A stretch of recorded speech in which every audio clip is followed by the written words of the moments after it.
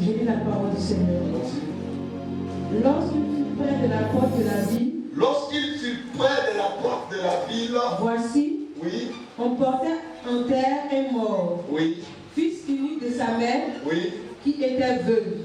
Et il y avait avec elle beaucoup de gens de la ville. La Bible dit qu'on portait en terre un enfant unique.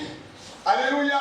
Amen. Et la Bible dit qu'il y avait beaucoup d'hommes de la ville qui étaient avec elle. Allons-y. Verset 13. Alors, le Seigneur, oui, l'ayant vue, fut ému de compassion pour elle et lui dit, oui, ne pleure pas. Il s'approcha et toucha le cercueil. Ceux qui le portaient s'arrêtèrent. Il dit, jeune homme, je te le dis, lève-toi. Et le mort s'assit et s'est mis à parler.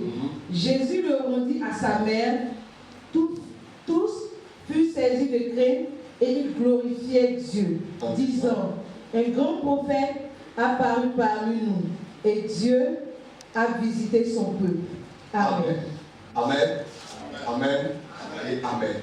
Cette histoire parle d'une situation triste. Alléluia. La Bible parle ici d'une maman, d'une vieille maman qui était veuve. C'est pour cela que vous allez voir qu'on ne parle pas de son mari. Amen. Elle était seule à supporter cette situation. Elle était seule à traverser cet événement. Alléluia. La Bible déclare ici que cette femme va traverser un moment difficile de sa vie, en ce sens qu'elle va perdre son enfant qui était son enfant unique.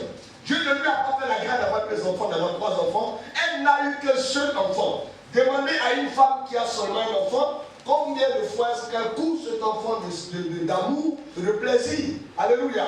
Un enfant unique, c'est tout ce qu'on peut avoir dans la vie. Alléluia. C'est tout ce qui peut être cher à une mère. Amen. Prenez-lui tout, mais ne lui prenez pas son fils unique. Ne lui prenez pas sa fille unique. Est-ce que quelqu'un m'entend? Et la Bible dit également que Dieu a tant aimé le monde qu'il a donné son fils unique. Dieu a donné son fils unique pour que ton fils unique ne meure pas. Dieu a donné son fils unique pour que ta fille unique aussi ne meure pas. Est-ce qu'on s'entend?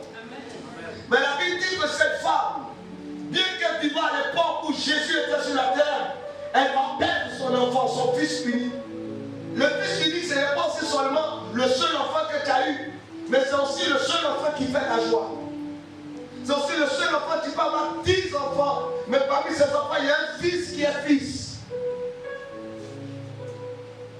Est-ce que Dieu va nous enseigner ce matin? Parmi ces enfants, il y a un fils qui est fils, il y a une fille qui est fille.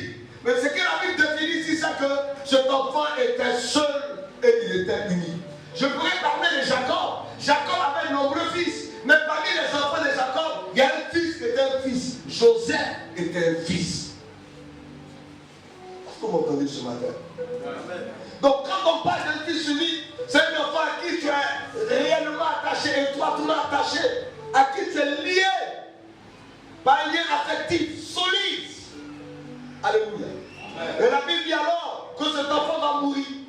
Et la Bible dit que cette femme étant une femme connue, elle va avoir avec elle une foule qui va l'accompagner au cimetière.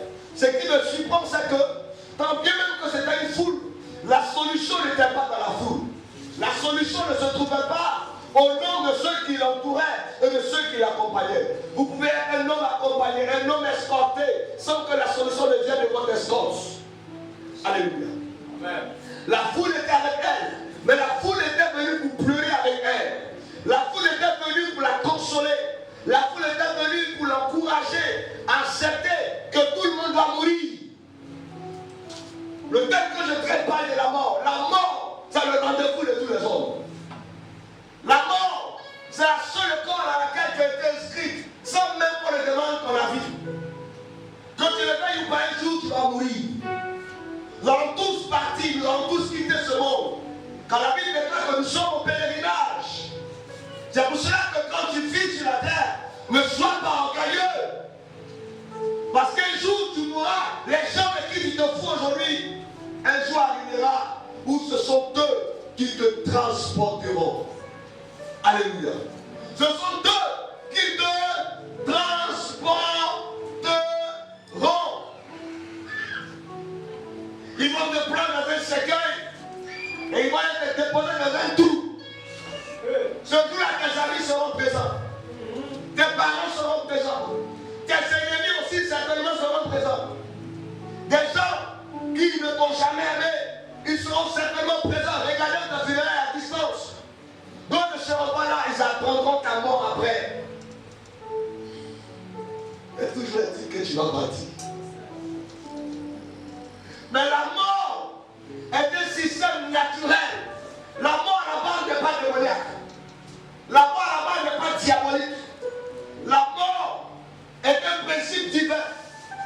Si nous voulons aller vers Dieu, si nous voulons être sauvés, nous sommes appelés à traverser la mort.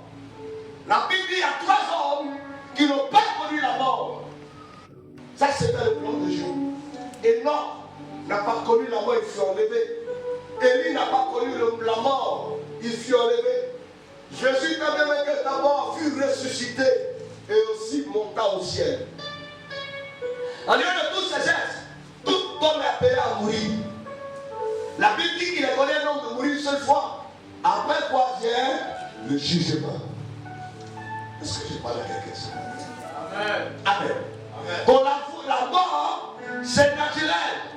Il y a en Afrique souvent que quand quelqu'un meurt, on va aller jeter un coup d'œil pour voir le sorcier qui l'a tué. Sinon, en Europe, quand quelqu'un meurt, c'est naturel. Dans l'islam, quand quelqu'un meurt, on dit c'est naturel. On ne va pas aller chercher à savoir pourquoi est-ce qu'il est mort. On se dit c'est naturel. Mais ce que les gens n'ont pas compris, c'est que la mort est une notion manipulable. On peut manipuler la notion de la mort. La mort est un esprit qu'on peut envoyer ou qu'on peut chasser. Je peux vous enseigner ce matin. Amen.